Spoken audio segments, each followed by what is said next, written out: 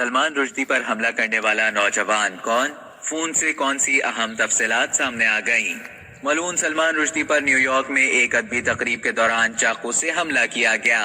حملے میں زخمی ہونے کے بعد انہیں اسپتال میں داخل کرایا گیا، جہاں انہیں وینٹیلیٹر پر رکھا گیا ہے۔ بتایا جا رہا ہے کہ ان کی ایک آنکھ کو نقصان پہنچا ہے۔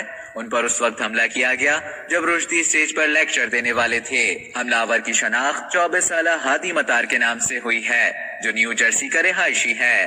ہادی مطار کے سوشل میڈیا اکاؤنٹس کو ابتدائی طور پر شیعہ انتہا پسندی اور ایران کے اسلامی انقلابی گارڈ IRGC سے ہمدردی کا اظہار رکھنے والا پایا گیا۔ تاہم ہادی مطار اور IRGC کے درمیان ابھی تک کوئی براہ راست تعلق نہیں ملا ہے، لیکن ایرانی کمانڈر قاسم سلیمانی کی تصاویر اس کے فون کی میسجنگ ایپ سے ملی ہیں، جنہیں 2020 میں قتل کر دیا گیا تھا۔ جیسے ہی رشدی نیو یارک شہر کے قریب شوتوکا انسٹیٹیوشن میں تقریر کرنے والے تھے، ہادی مطار نے چھلانگ لگا کر اسٹیج پر چڑھ کر ان پر چاقو سے حملہ کر دیا۔ ملزم ہادی کے پاس رشدی کے پروگرام کا پاس تھا اور وہ تنہا ہی وہاں پہنچا تھا۔ پولیس کا کہنا ہے کہ ہادی مطار اکیلے کام کر رہا تھا، تاہم اہلکار مختلف اشیاء کے سرچ وارنٹ حاصل کرنے کی کوشش کر رہے ہیں۔ موقع سے ایک بیگ اور الیکٹرانک ڈیوائس بھی ملی ہے۔